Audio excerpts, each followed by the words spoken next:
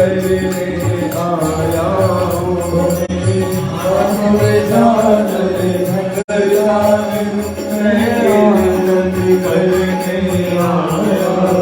बड़े प्रेम से कीर्तन करने दो मैं कीर्तन करने आया हूँ बड़े प्रेम से कीर्तन करने दो मैं कीर्तन करने आया हूँ गोविंद तुम्हारे चरणों में एक प्रेम पुजारी आया है गोविंद तुम्हारे चरणों में एक प्रेम पुजारी आया है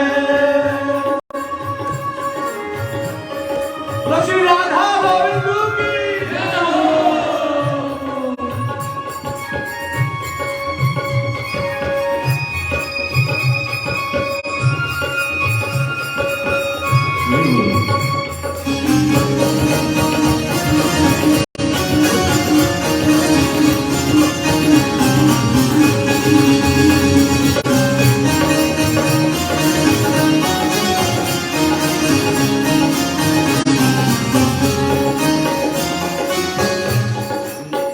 मेरे हाथों में धूप और दीपक है मैं आरती करने आया हूँ मेरे हाथों में धूप और दीपक है मैं आरती करने आया मेरे हाथों में धूप और दीपक है मैं आरती करने आया हूँ हाथों में धूप और दीपक है मैं आरती करने आया बड़े आरती मुझे मेरे प्रेम से आरती करने दो मैं आरती करने आया बड़े प्रेम से आरती करने दो मैं आरती करने आया हे गोविंद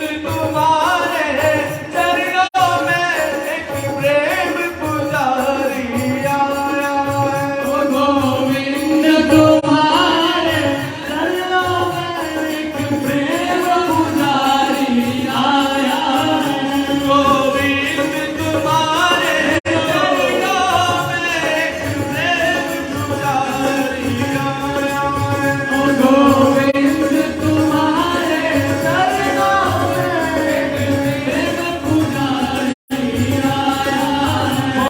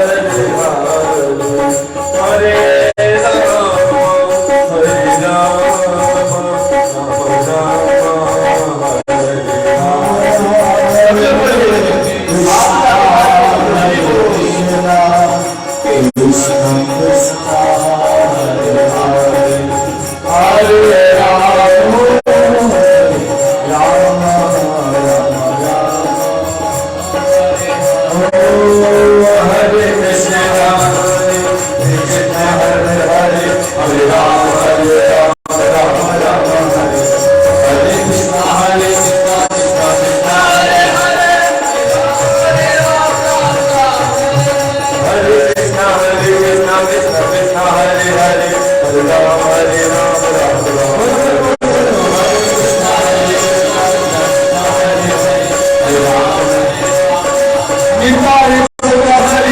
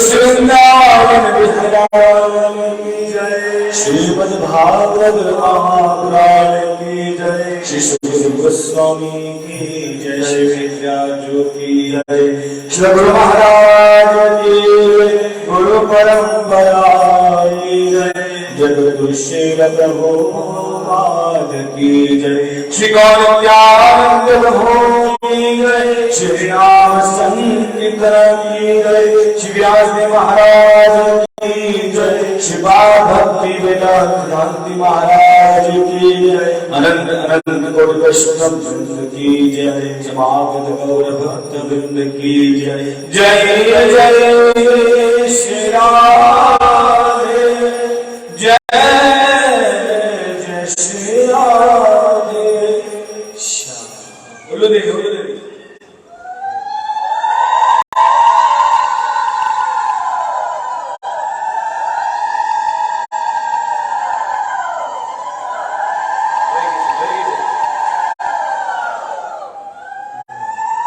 হয়ে গেছে তো আর কত করব আপনার জন্য আমি এখানে এসেছি দিল্লি থেকে থেকে আমার বাংলা বলা অভ্যাসটা খারাপ হয়ে গেছে আমি তো বাঙালি লোক এখানে থেকে থেকে আবার সব বাংলা ভুলে গেছি হ্যাঁ এটা টানটা আমার খারাপ হয়ে গেছে खुश हो गए सब बंगाली बंगाली बोलने से खुश हो गए अज्ञानतिमिरन्धस्य ज्ञानाञ्जन शलाकया चक्षुरुन्मिलितं येन तस्मै श्रीगुरुवे नमः गुरुवे गौरचन्द्राय राधिकाय सदालये कृष्णाय कृष्णभक्ताय तद्भक्ताय नमो नमः वाञ्छाकल्पतरुभ्यश्च कृपा सिन्धुभ्यैव च पतितानां पावनेभ्यो वैष्णवेभ्यो नमो नमः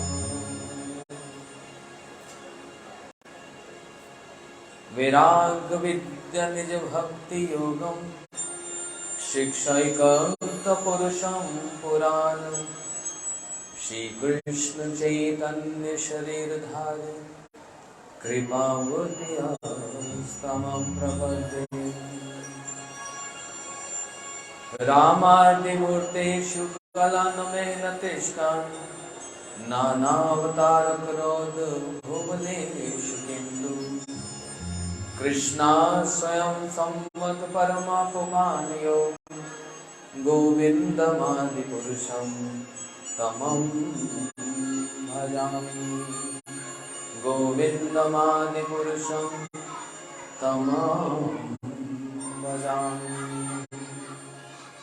हे कृष्ण करुणा सिंधु दीनबन्धु जगत्पते गोपेश गोपीकांत राधाकांत नमोस्तुते तप्त कांचन गौरांगी राधे वृंदावनेश्वरी वृषभानुसुते देवी प्रणमामि हरिप्रिये वृंदाई तुलसी देवी प्रियाई केशवस्य च कृष्ण भक्ति प्रदे देवी सत्यवते नमो नमः यं प्रवजन्तमनुपेतपेत कृत्यं द्वैपान विरह कातुराः पुत्रेति तन्मयतया तर्वो विनेदुस्तं सर्वभूतहृदयं मुनिमानतोऽस्मि श्री कृष्ण चैतन्य प्रभु नित्यानंद श्री अद्वैत गदाधर शिवासादि गौर भक्त वृंदा। एक बार सभी बोलो, हाथ तोले बोलूं, हरे कृष्णा कृष्णा कृष्णा हरे हरे हरे राम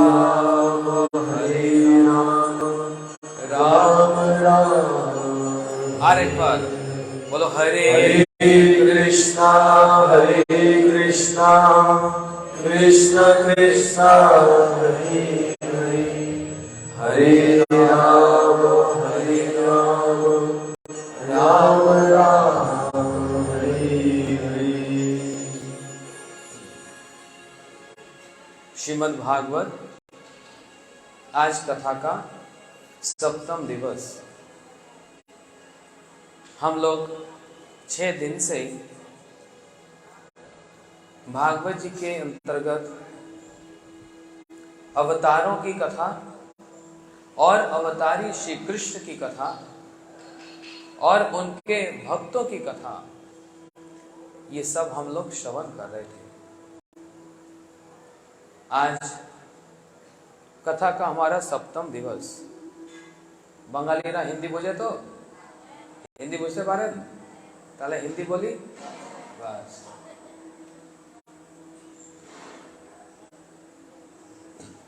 कल हम लोगों ने कालिया दमन एवं श्री गोवर्धन धारण लीला को श्रवण किया। भगवान भी बड़े विचित्र हैं। एक लीला करे प्रभु करे 5-7, एक लीला के द्वारा ही 5-7 लीलाओं को संपन्न कर लेते हैं। और एक बड़ी सुंदर लीला उन्होंने वृंदावन में की, क्योंकि ये तो है ही लीला पुरुषोत्तम, और जो भी लीला करें उसमें सबको आनंद प्रदान करने वाले, क्योंकि ये तो आनंद कंद साक्षात आनंद की ही प्रतिमूर्ति है। सबकी इच्छाओं को एक साथ पूरी करते हैं। भागवत जी में कहा, अकामो सर्व कामो वा मोक्ष काम उदारी तीव्रेन भक्ति योगेना यजंती पुरुषम परम। कहते हैं अकामो सर्व कामो वा, कोई मेरे पास कामना लेकर आए या निष्काम होकर आए या फिर मोक्ष की इच्छा लेकर आता है, मैं सबकी इच्छा पूरी करता हूं, क्योंकि मैं भगवान हूं। कोई मेरे पास आए तो सही, बस इसी की प्रतीक्षा में भगवान रहते हैं। कोई कहे तो सही, प्रभु मैं आपसे प्रेम करना चाहता हूं। कोई कहे तो सही, मैं आपकी भक्ति करना चाहता हूं। भगवान कहते हैं उसी समय सकट एव पपनयस तव स्मित याचते। बोलते एक बार यदि कोई कह देता है मैं आपको प्राप्त करना चाहता हूं, मैं आपका हो गया हूं, बस भगवान कहते हैं उसी समय मैं अपना सब कुछ उसको दे देता हूं। लेकिन समस्या यह है कि हम उनको नहीं चाहकर और सारी चीज को चाहते हैं। भगवान को ना चाहकर और चीजों को चाहते हैं। ये हमारी सबसे बड़ी समस्या है। तो भगवान भी कहते हैं यहां तो मुझको ले लो या और सारी वस्तु को ले लो। जैसे दुर्योधन और अर्जुन के सामने भगवान ने विकल्प दिया था, है ना, जानते हैं ये कथा। भगवान बैठे और भगवान लेटे हुए हैं और दुर्योधन अर्जुन एक साथ आए। अर्जुन पहले आए, दुर्योधन बाद में आया। लेकिन अर्जुन भगवान के चरणों में बैठ गया और दुर्योधन भगवान के मस्तक पर बैठ गया, सिर की तरफ। अब यही तो बात है, जो भक्त होता है वो चरणों को नहीं छोड़ता। जो भक्त होता है वो प्रार्थना भी कहता है आपके चरण मिल जाएं। जो भक्त होता है वो चरणों की ही सब समय उपासना करता है। लेकिन जो भक्त नहीं होता वो सिर पर चढ़ता है। उसको लगता है मैं ही भगवान हूं, मैं ही ईश्वर हूं। हाँ। इसलिए भक्तों की महिमा वो चरणों तक ही सीमित रहते हैं और उन्हीं चरणों से उनको वो बल और वो शक्ति प्राप्त हो जाती है कि मस्तक नहीं, भगवान के हृदय तक पहुंच जाते हैं। हृदय में भगवान उनको बसा के रखते हैं। इसलिए भगवान अपने मुंह से कहते हैं, साधु हृदय मय्यम साधु हृदय तम हम मद अनंत न जानंती ना हम तेभ्यो मनरपी। भगवान कहते हैं, मैं साधुओं के हृदय में रहता हूं और साधु मेरे हृदय में रहते हैं। मैं उनको छोड़कर किसी को कुछ नहीं जानता और वो भी मुझको छोड़कर किसी को नहीं जानते। तो यही अंतर दुर्योधन और अर्जुन। अर्जुन चरणों में और दुर्योधन मस्तक पे आके बैठ गया। भगवान की आंख खुली तो सबसे पहले अर्जुन को देखा। अरे अर्जुन कब आए? दुर्योधन सिर पे था पीछे। बोलता पहले मैं आया। बोलते ओ दुर्योधन, मेरी आंख खुलेगी तो पहले तो सामने ही देखूंगा। अर्जुन तो चरणों में बैठा, तुम तो पीछे मस्तक पर, तुम्हें कैसे देखूं? चलो कोई बात नहीं, महाभारत का युद्ध तो तय हो गया। एक तरफ मैं रहूंगा, एक तरफ मेरी सेना रहेगी, वो भी 18 अक्षनी सेना, अस्त्र शस्त्र से लैस। और मैं आज संकल्प लेता हूं, मैं कभी भी अस्त्र शस्त्र उठाऊंगा ही नहीं। इस युद्ध में अस्त्र नहीं उठाऊंगा। तो अर्जुन, मैंने तुमको पहले देखा, तुम बताओ दोनों में से क्या मांगते हो? और दुर्योधन बड़ी अकड़ कर बोलने लगा, पहले तो मैं आया, इसलिए पहले मैं मांगूंगा।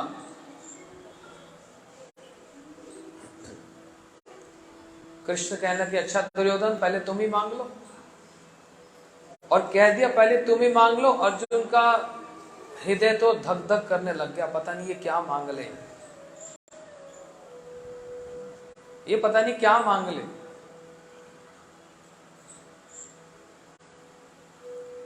दुर्योधन विचार करने लगा, इनको लेकर क्या करूंगा?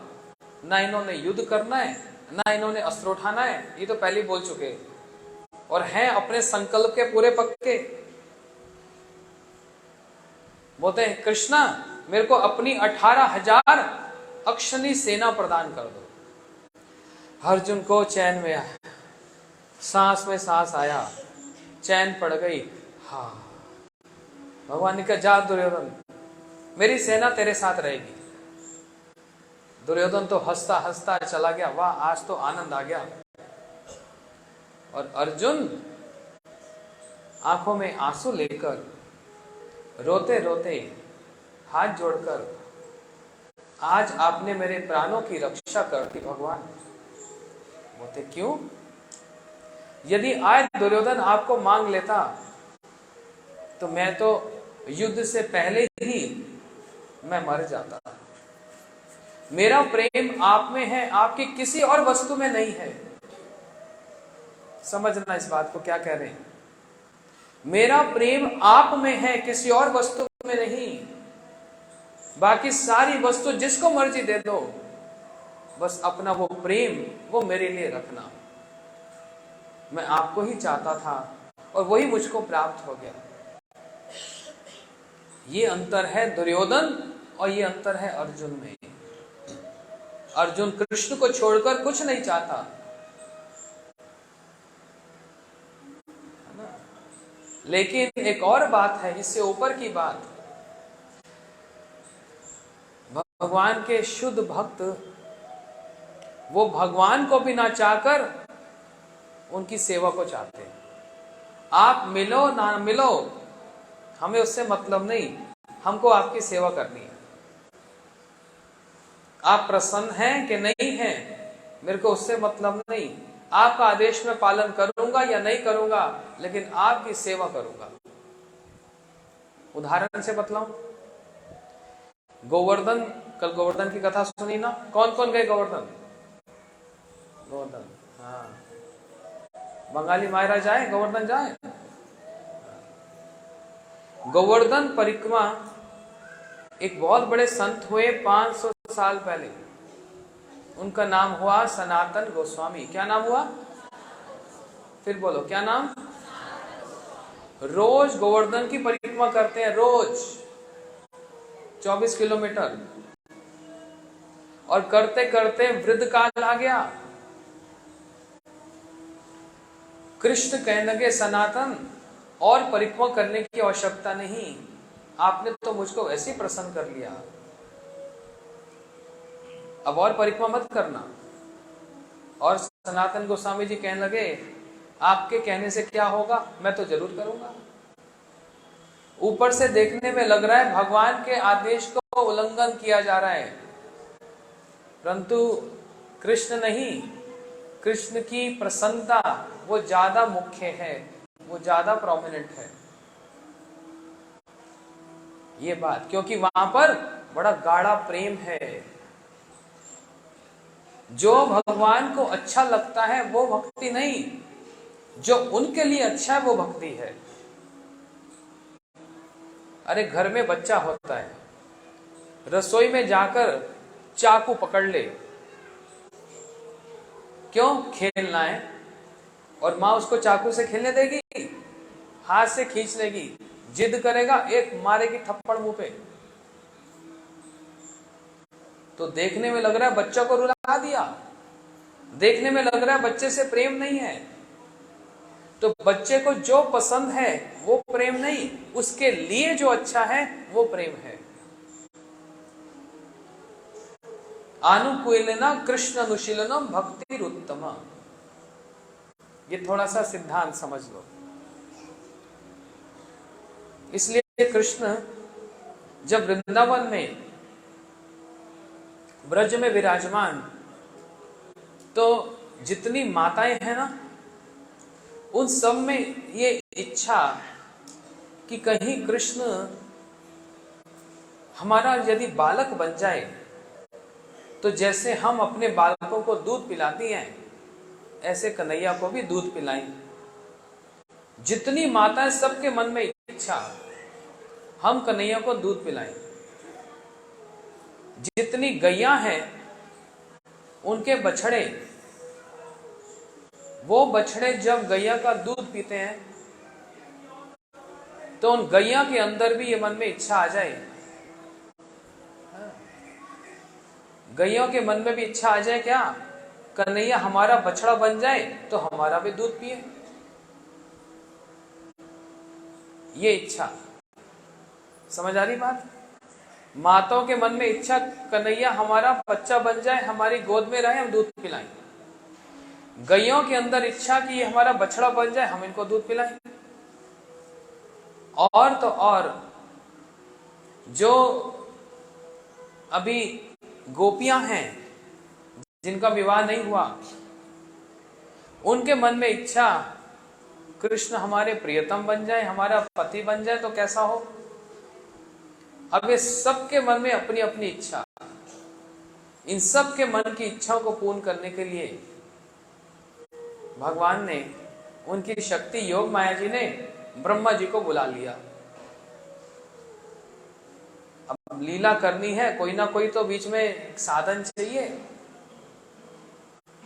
ब्रह्मा जी को प्रेरित कर दिया, और ब्रह्मा जी क्या देख रहे हैं कि सारे देवता मिलकर ये कन्हैया की जय जयकार कर रहे हैं। अब यहां से कहानी आरंभ होती है। कंस ने एक बहुत बड़े सांप को भेजा, जिसका नाम था अगासुर।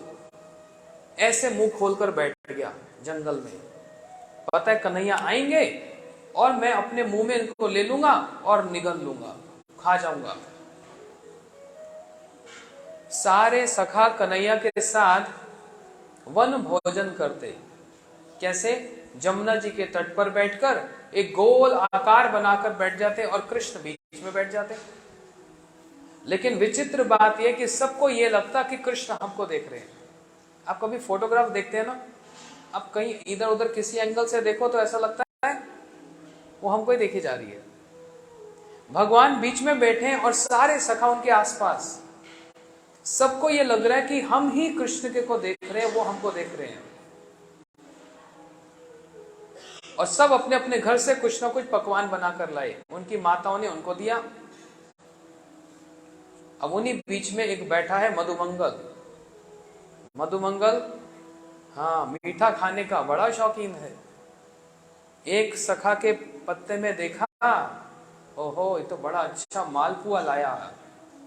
अब मधुमंगल को खाने की इच्छा हो गई, लेकिन कैसे उसके पत्ते से ले, कैसे उसकी प्लेट से खाए?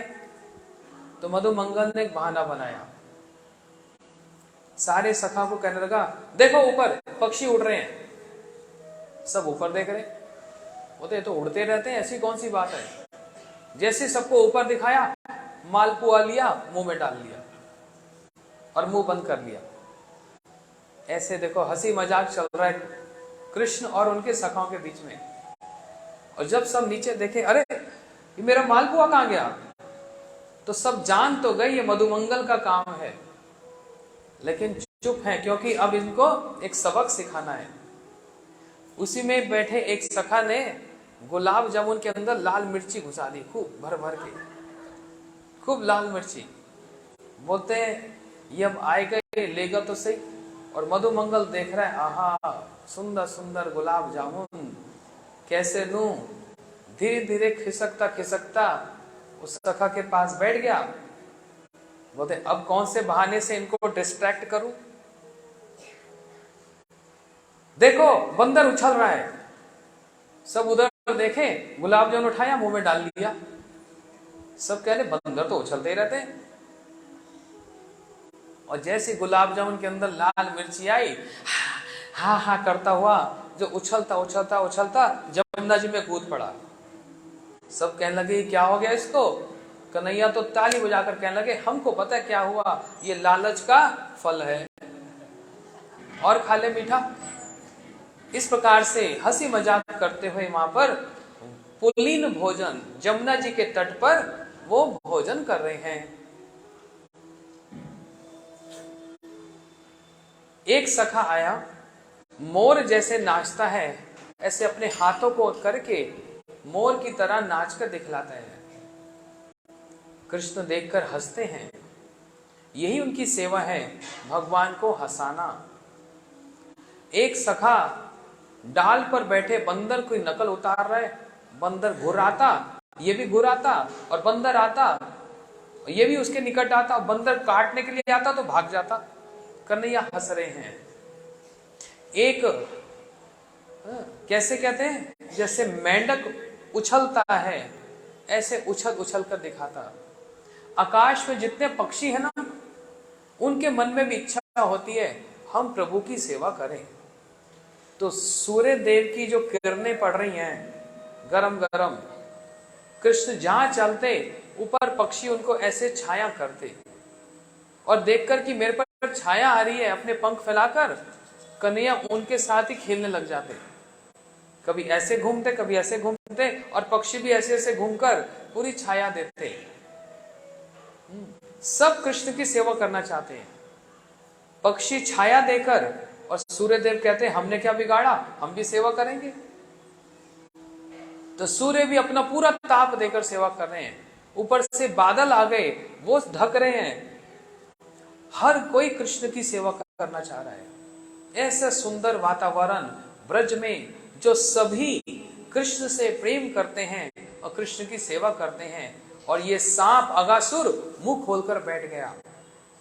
सारे सखा अपने गैया और बछड़ों के साथ आए और कहने लगे, देखो देखो ये वन कितना सुंदर है, और देखो हमारे लिए गुफा है, चलो अंदर चलें गुफा में। और कन्हैया दूर से रोक रहे हैं, रुक जाओ, सब रुक जाओ, अंदर मत जाना, ये सांप है। लेकिन इतनी तेज तेज सब हंस रहे हैं कि कन्हैया की बात नहीं सुन रहे। और देखते देखते उस सर्प के मुंह में सब चले गए। और जैसे सांप के मुंह में गए, सब मूर्छित होकर गिर पड़े। उसके विष से, उसके प्रभाव से सारे मूर्छित होकर गिर पड़े। और वो अगासुर अब प्रतीक्षा कर रहा है कब कृष्ण मेरे मुंह में आएंगे और मैं इनको निगल लूंगा। कृष्ण भी खेलते खेलते अगासुर के मुंह में जब पहुंचे और वो सांप अपना मुंह बंद करने लगा, सोचने लगा अब तो कंस का काम पूरा कर दूंगा, इस बालक को, इस कन्हैया को मैं निकल जाऊंगा। जैसे कृष्ण भीतर गए, अगासुर मुंह बंद करने लगा, अपना विष का प्रभाव दिखाने लगा, और कृष्ण भी कमर पे हाथ रखकर अपना जो प्रभाव, अपना तेज, अपना पराक्रम बढ़ाए। अगासुर का जो कंठ है, उसके प्राण छटपट छटपट होने लगे। हाय मरा, हाय मरा, ये क्या मेरे भीतर आ गया। और देखते देखते वो अगासुर मर गया। जब अगासुर मरा, तो जब कोई व्यक्ति मरता है उसकी आत्मा शरीर से निकलती है, समझते हैं? तभी तो कहते हैं ये मर गया। मर गया मतलब, गया मतलब आ जाएगा। जैसे कोई बोले ये कलकत्ता चला गया, तो कलकत्ता गया मतलब आ जाएगा। लेकिन मर गया तो ऐसा गया कि अब आएगा नहीं। और कलकत्ता भी कैसे गया? तूफान एक्सप्रेस से। नाम ही तूफान है और चलती तो बिल्कुल ऐसे सांप की तरह रेंगती हुई, है ना। ये मर गया, उसकी आत्मा निकल गई। अगासुर, उस सर्प की आत्मा जो निकली, आकाश में घूमने लगी, और वो आत्मा प्रतीक्षा कर रही है कि कृष्ण कब बाहर आएंगे और हम उनके शरीर में प्रवेश कर जाएंगे। वो आत्मा घूम रही है। अब अंदर सारे बछड़े, सारे सखा बेहोश मूर्छित पड़े हैं।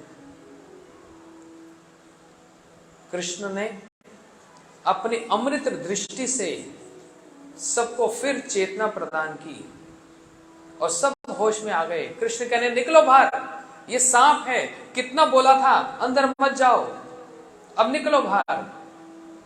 सब हाथ पकड़कर ऐसे बाहर भागे जैसे भूकंप आया, फ्लैट से सब उतर आए नीचे, ऐसे सब बाहर भागे।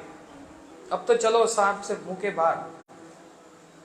और अंतिम में कृष्ण बाहर आए, और जब आए उस सांप अगासुर की आत्मा भगवान की देह में प्रवेश कर गई, उनके चरणों में प्रवेश कर गई। देवता लोग ये देखकर, आहा, ये तो कितनी बड़ी उसको मुक्ति प्राप्त हो गई। सारे देवता जोर से कृष्ण की जयकार करने लगे, बोलो कृष्ण कन्हैया लाल की। ऐसा जय दिया, उनका जयकार पहुंच गया ब्रह्मलोक में। और ब्रह्मा जी सोच रहे हैं ये कैसा छोटा सा बालक उल्टे हाथ में दही और चावल लेकर ऐसे खा रहा है, इनको तो खाना भी नहीं आता, और ये देवता इसकी जय जयकार कर रहे हैं। ये कोई भगवान है ना कोई साधारण व्यक्ति है। अगर ये भगवान नहीं है तो फिर उल्टे हाथ से ऐसे कैसे खा रहा है? और यदि ये भगवान है, ये सब ब्रह्मा जी विचार कर रहे हैं, चार मुंह वाले ब्रह्मा विचार कर रहे हैं, ये कोई आगंतुक, अभी आगंतुक नई शक्ति आई है ना, ये कोई सच में भगवान है। तो ब्रह्मा जी ने सोचा मैं परीक्षा करता हूं, टेस्ट करता हूं ये भगवान है कि नहीं। तो जब कृष्ण अपने सखाओं के साथ ऐसे बैठे, कृष्ण दही चावल ऐसे खा रहे हैं, और ब्रह्मा जी ने क्या किया, पास में ही जमुना जी के तट पर, जहां पर बछड़े पानी पी रहे थे, गैया पानी पी रही थी, ब्रह्मा जी उनको चुरा कर ले गए, चोरी कर ली, और एक गुफा में उनको छिपा दिया। ये सोचकर अगर ये भगवान है तो इनको पता लग जाएगा, और नहीं है तो आज मैं देवताओं को बता दूंगा। ऐसे नहीं सबकी जय जयकार देने लगते हैं। तो बछड़ों को छुपा लिया। कृष्ण ऐसे खा रहे हैं, और खाते खाते बोले सखा रुको, मैं जरा बछड़ों को देख कर आऊं। तो ऐसे खाते खाते जब गए तो देखा बछड़े हैं नहीं, ये कहां चले गए सब। जब लौट कर आए तो देखा सखा भी गायब। ब्रह्मा जी ने सखाओं को भी चोरी कर लिया और गुफा में छुपा दिया। समझ आ रही है बात?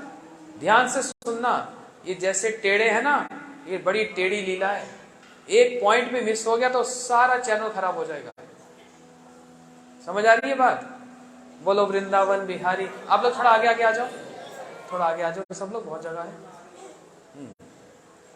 नहीं तो दीवार तोड़ दो थोड़ा।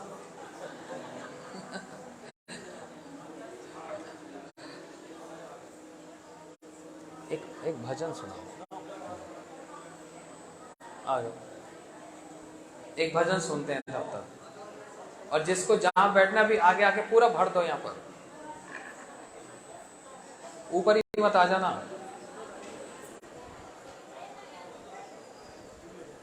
तो जगह बहुत घेर रहे हैं लोग, थोड़ा आगे आगे आ जाओ।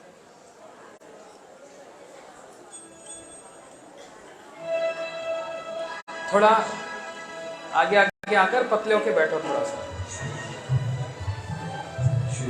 हरे कृष्ण हरे कृष्ण। वृंदावन बिहारी लाल पतले होके बैठो। जय जय श्री राम। काना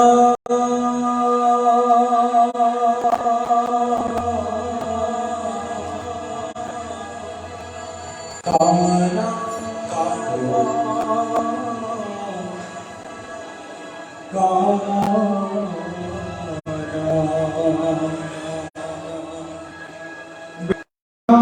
वन सोवन नहीं नंदराम सोगा वंशीवत सोवत नहीं श्री राधा कृष्ण सोना। वृंदावन बिहार की जय श्री राधे। ओ ब्रजराज ब्रज बिहारी गोपाल वंशी वाले ब्रजराज ब्रज बिहारी गोपाल वंशी वाले। इतनी मिले हमारी, इतनी मिले हमारे वृंदावन में बसाले। इतनी मिले हमारी वृंदावन में बसाले। ब्रजराज ब्रज बिहारी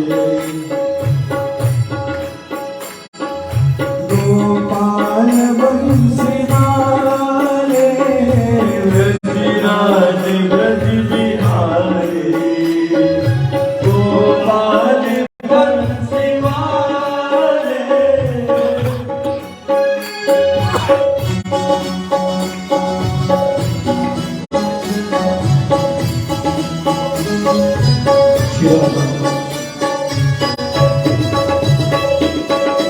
वृंदावन बिहारी लाल की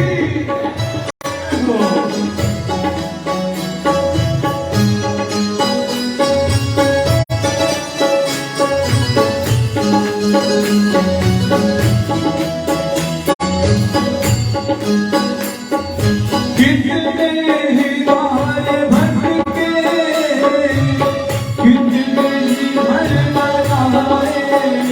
कितने ही द्वार भटके, कितने ही घर बनाए। कितने ही द्वार भटके, कितने ही घर बनाए। कितने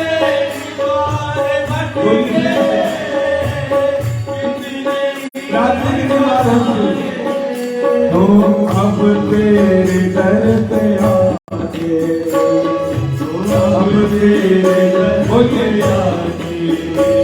पहुँचाए ना हमारे द्वारे, अब तेरे हाथ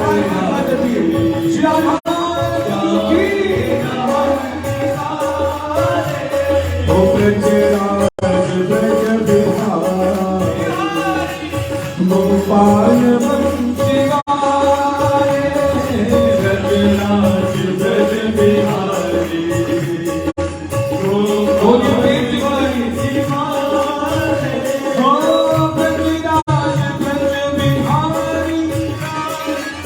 गोपाल बंसी गाए, रघुनाथ ब्रज बिहारी, गोपाल बंसी गाए, भगवान से प्रार्थना करने की आदत हमारे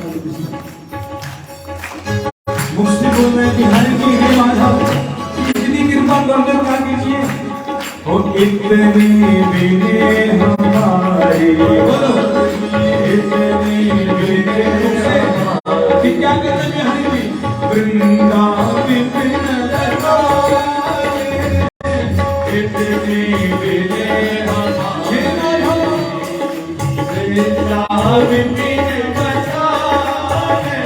गोविंद मेरो है, गोपाल मेरो है, गोविंद मेरो है, गोपाल मेरो है, गोविंद मेरो है, गोपाल मेरो है, गोविंद मेरो है, गोपाल मेरो है, ओ ब्रज राज ब्रज बिहारी, गोपाल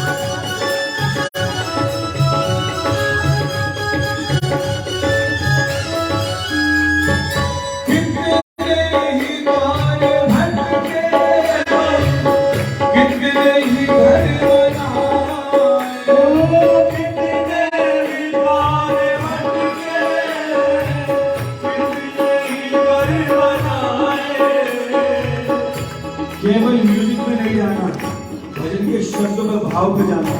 एकदम सच बात बोल रहे हैं, हम सब की बात बोल रहे हैं। कितने घर बना दिए, पूर्ण भी जन्म पूर्ण भी मरना, है ना। इसलिए ठाकुर जी यही बात हमारा घर है। लालू के साथ प्रेम से प्रार्थना करते भाव के साथ श्री ठाकुर जी को पुकारिए। कितने ही बाहर भटके,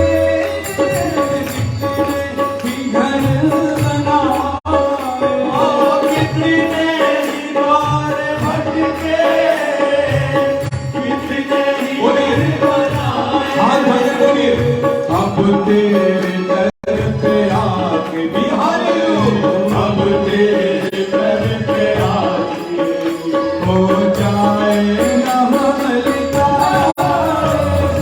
अब तेरे दर पे आके जाए रात दिखाए, अब तेरे दर पे आके जाए ना मलिका।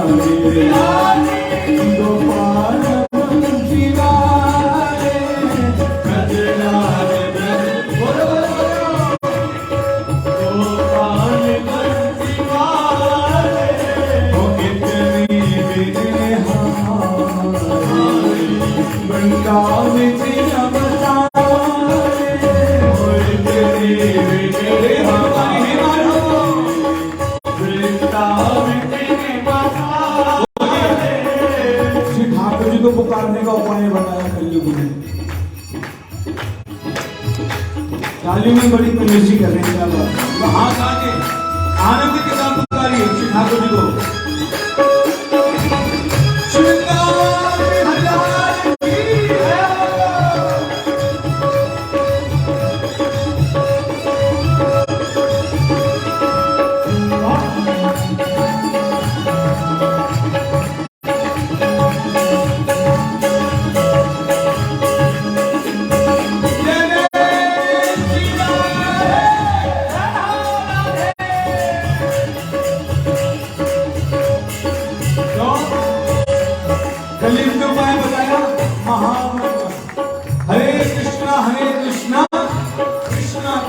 हरे हरे, हरे राम राम राम हरे हरे। ये मंत्र नहीं बोला, महामंत्र मंत्र का शब्द। ये दोनों हाथ उठा के तालियों के साथ महामंत्र के द्वारा श्री ठाकुर जी को पुकारेंगे। हरे कृष्णा कृष्णा कृष्णा हरे हरे, हरे राम राम राम हरे हरे। हरे कृष्णा कृष्णा कृष्णा हरे हरे, हरे राम राम राम हरे हरे। हरे कृष्णा कृष्णा कृष्णा हरे हरे, हरे राम राम हरे हरे। हरे कृष्णा कृष्णा कृष्णा हरे हरे, हरे राम राम राम हरे हरे। हरे कृष्णा